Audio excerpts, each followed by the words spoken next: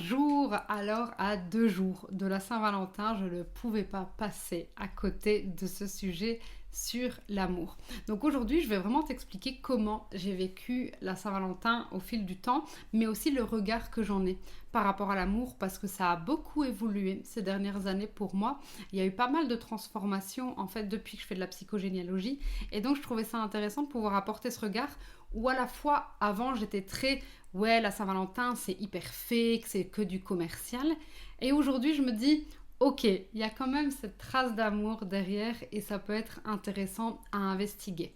D'ailleurs, les années précédentes, quand je parlais de la Saint-Valentin, souvent j'évoquais d'où venait la Saint-Valentin. Et donc la Saint-Valentin, c'est vraiment un homme, un prêtre qui mariait les personnes alors que c'était pas autorisé.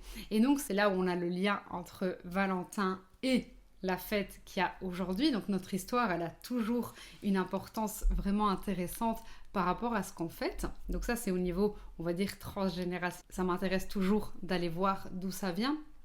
Mais c'est aussi, ok, finalement, comment moi, je le vis aujourd'hui, la Saint-Valentin. Alors, ok, je pense que c'est pas nécessaire d'attendre un jour de l'année pour prouver notre amour. Ça, c'est une certitude.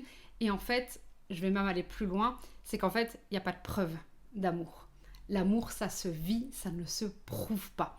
Donc même si on est dans une société où on veut absolument avoir du tangible, du concret, eh bien l'amour, ça se vit, ça ne se prouve pas. Donc il y a déjà ça qui vient entrer en ligne de compte. Il ne faut pas attendre la Saint-Valentin pour offrir des fleurs ou pour s'offrir des fleurs, ça c'est sûr. Mais par contre, aujourd'hui, je te dirais, mais pourquoi pas en fait? Pourquoi on ne célébrerait pas l'amour ce jour-là et on le célèbre aussi les autres jours? Mais c'est vrai qu'avant, j'étais très en rébellion par rapport à cette fête. J'étais très dans ma blessure d'abandon. Donc si tu n'as pas vu ma vidéo sur la blessure d'abandon, je t'invite à aller la voir parce que tu comprendras du coup comment j'en suis là. Mais donc, j'étais fort dans ma blessure d'abandon et je me disais non, en fait, fêter la Saint-Valentin, c'est pas pour moi, l'amour, c'est pas pour moi de toute façon, et c'est ridicule. Et donc, je m'auto-convainquais clairement que la Saint-Valentin, c'était fake et que ça servait à rien. Ok, pourquoi pas. Aujourd'hui, je suis quand même beaucoup plus, on va dire, j'allais dire raisonnée, mais c'est pas le bon mot, mais je suis quand même beaucoup plus neutre par rapport à la Saint-Valentin, dans le sens où ok, en fait, pourquoi pas? C'est vraiment ça l'idée. Pourquoi pas? Au-delà de fêter la Saint-Valentin, de fêter l'amour avec son amoureux, je pense aussi que c'est une bonne occasion de fêter son propre amour. Donc pourquoi ne pas s'acheter un propre cadeau à ce moment-là? Je sais qu'il y a beaucoup de personnes qui ont des difficultés à se faire plaisir, à s'acheter quelque chose. On a plus tendance à acheter des choses pour les autres que pour soi. Eh bien pourquoi pas en fait profiter de cette occasion pour le faire, pour faire quelque chose pour soi. Moi, je trouve que c'est intéressant. Donc, pourquoi pas le faire, en fait, tout simplement. Et puis, il y a aussi beaucoup maintenant une tendance pour fêter l'amour avec ses copines. Et je trouve ça aussi super cool. Ce qui reste compliqué, je trouve, c'est de cadenasser.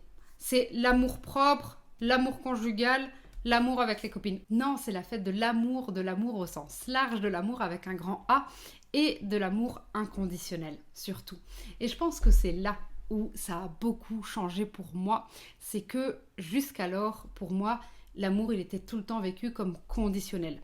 C'est ce que j'ai vécu depuis petite, mais c'est aussi le bagage transgénérationnel que je courais derrière. Et donc c'est ça, en fait, cette grosse différence, c'est de passer d'un amour conditionnel à un amour inconditionnel. Et c'est là où c'est beau, et c'est là où, comme c'est plus conditionnel, et c'est là où en fait ça peut être le 14 février, le 18, le 24, on s'en fout en fait. C'est que l'amour il est là, il se vit, point, il n'y a pas d'autre question.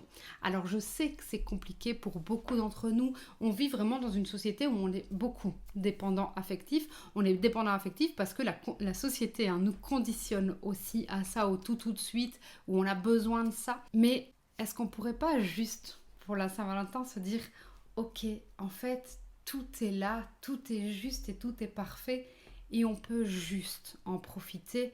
L'amour, est-ce que c'est pas ça finalement, pouvoir juste être là et profiter de qui on est et de qui l'autre est? Voilà, c'est en tout cas ma vision des choses par rapport à la Saint-Valentin cette année, en 2025. Je ne sais pas ce qu'il en sera pour les années futures, Mais en tout cas, je pense que c'est tellement important de pouvoir se reconnecter à soi et à l'amour de soi. Et si la Saint-Valentin, eh bien, peut nous le permettre, bah alors j'ai envie de dire un grand oui.